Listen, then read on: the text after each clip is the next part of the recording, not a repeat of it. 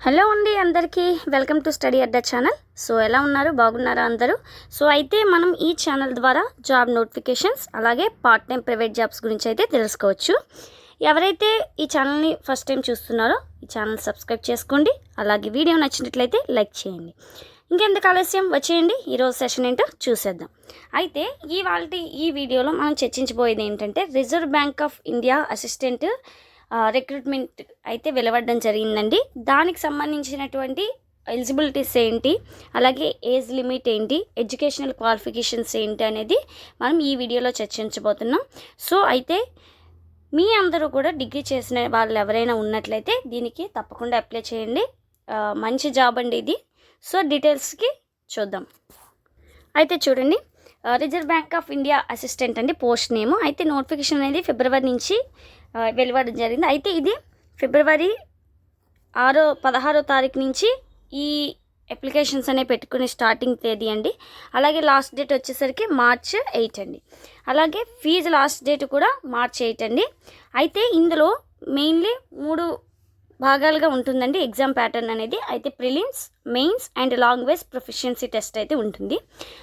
అయితే ప్రిలిమ్స్ ఎప్పుడు జరుగుతుందండి, మనకి ఏప్రిల్లో జరిగే అవకాశం అయితే ఉంది. అలాగే మెయిన్స్ వచ్చేసరికి అది తర్వాత చేస్తారు, అంటే మనకి తర్వాత నోటిఫికేషన్లు అయితే అది వెలువడడం జరుగుతుంది, మెయిన్స్ డేట్. అలాగే లాంగ్వేజ్ ప్రొఫిషియన్సీ టెస్ట్ డేట్ కూడా. అయితే ఇవి అన్నీ కూడా ఎందులో ఉంటాయండి, ఆన్లైన్ మెథడ్లో ఉంటాయి.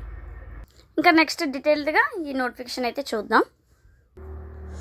చూడండి, ఇక్కడ బ్యాచిలర్ డిగ్రీ చేసిన వాళ్ళందరూ కూడా ఎలిజిబుల్ అండి. వాళ్ళు 50% మార్కులు అయితే వాళ్ళు కలిగి ఉండాలి. అలాగే అంటే ఆర్ట్స్ నుంచి కానీ, కామర్స్ నుంచి కానీ, ఇంజనీరింగ్ నుంచి కానీ, సైన్స్ నుంచి చేసిన విద్యార్థులు ఎవరైనా సరే దీనికి ఎలిజిబుల్. అలాగే మనకి వర్డ్ ప్రాసెసింగ్ అనేది తెలిసి ఉండాలి.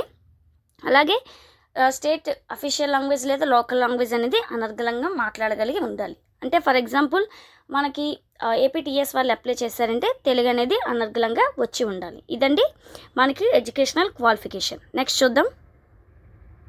నెక్స్ట్ చూడండి, మనకి ఈ పోస్ట్కి అంటే RBI అసిస్టెంట్కి అప్లై చేయాలంటే అసలు ఏజ్ లిమిట్ ఏంటి చూడండి. ఏజ్ లిమిట్ చూద్దాం.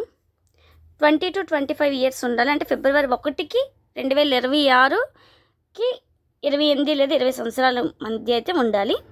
అయితే ఈ ఏజ్ రిలాక్షన్ కూడా దీనికి ఉంటుంది. చూడండి, ఓబీసీ అయితే 3 ఇయర్స్, అలాగే SC STకి 5 ఇయర్స్ అనేది 5 ఇయర్స్ ఏజ్ రిలాక్షన్ అయితే ఉంటుందండి. 20 నుంచి 28 సంవత్సరాల లోపు ఉండాలి. అది ఎప్పటి వరకు అండి, ఫిబ్రవరి 1కి.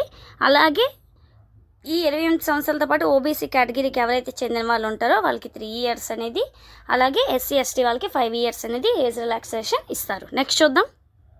అయితే చూడండి, అయితే మనం చెప్పుకున్నాం కదండి, ఇది ప్రిలిమ్స్ అలాగే మెయిన్స్ LPT టెస్ట్ ద్వారా దీన్ని రిక్రూట్మెంట్ అయితే చేస్తారు.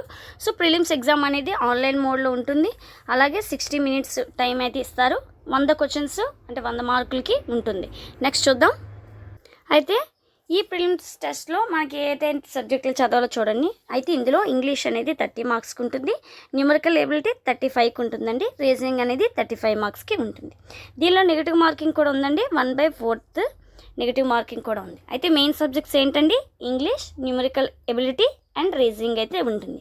దాని పోర్షన్ బట్టి మీరు దీన్ని చదవడం అయితే చేయండి. నెక్స్ట్ చూడండి. అయితే నెక్స్ట్ స్టేజ్ వచ్చేసరికి మనకి మెయిన్స్ ఎగ్జామ్. అయితే ప్రిలిమ్స్లో ఎవరైతే క్వాలిఫై అవుతారో వాళ్ళు మాత్రమే మెయిన్స్కి పిలవడం అయితే జరుగుతుంది. సో మెయిన్స్ ఎగ్జామ్ అనేది ఏ విధంగా ఉంటుందో ఇప్పుడు చర్చిద్దాం. మెయిన్స్ కూడా ఆన్లైన్ అండి, CBT టెస్ట్ ఉంటుంది. అలాగే 135 మినిట్స్ అయితే టైం ఉంటుంది. మనం 135 మినిట్స్లో ఈ ఎగ్జామ్ని అయితే పూర్తి చేయాలి. 200 క్వశ్చన్స్ అయితే ఉంటాయి, 200 మార్క్స్. అంటే ఈచ్ 1 మార్క్ అనమాట. అంటే 200 ప్రశ్నలు అలాగే 200 మార్కులు. సబ్జెక్టులు చూడండి, మెయిన్స్లో ఏం సబ్జెక్టులు ఉంటాయి, రీజనింగ్ 40 మార్క్స్ కండి, అలాగే ఇంగ్లీష్ కూడా 40. Next numerical ability 40, general awareness కూడా 40 అండి. మనకి కంప్యూటర్ నాలెడ్జ్ కూడా 40, కంప్యూటర్ కూడా 40 మార్క్స్కి అయితే ఉంటుందండి. అయితే దీంట్లో కూడా నెగిటివ్ మార్కింగ్ ఎంత అండి, 1/4. అయితే ఎవరైతే ఈ మెయిన్స్లో క్వాలిఫై అయిన వాళ్ళు ఉంటారో వాళ్ళని మాత్రమే ఎల్పిటి టెస్ట్కి అయితే పిలవడం జరుగుతుంది. అంటే లాంగ్వేజ్ ప్రొఫిషియన్సీ టెస్ట్.